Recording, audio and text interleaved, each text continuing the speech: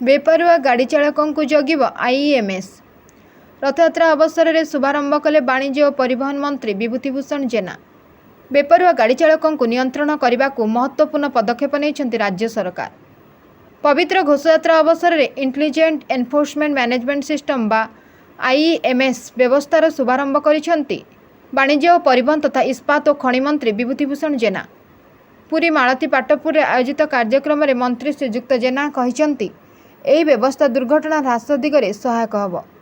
सड़क पथर उन्नति सहित जानवाहन चलाचल मध्य द्रुत गति वृद्धि पाउछि, किंतु एपटे बढ़ुवा सड़क दुर्घटना चिंतार कारण साजिछि। सड़क दुर्घटना नियंत्रण पर सचेतनता सह नियम उल्लंघनकारी मध्य भय सृष्टिर मध्य आवश्यकता रही। नियम उल्लंघनकारी चिन्हट करने आईन अनुजाई कार्यानुष्ठान नेबा दिगरे पर्याप्त मानव संबल व्यवस्था करने सहजसाध्य नुहे। विशेषकर जातीय राजपथ गुड़िकर यह प्रमुख समस्या भाव उभा होता। यही समस्यार समाधान पर भारत सरकार वैषयिक ज्ञानकौशल व्यापक व्यवहार पर गुरुत्व देइछन्ति। मोटरयान आईन रे 2021 मसीह परिवर्तन आनी मोटरयान आईन उल्लंघन करथुवा यान विरुद्ध रे अत्याधुनिक विज्ञान पद्धति आईनगत कार्यानुष्ठान नेबा निमंते व्यवस्था करिसेंति।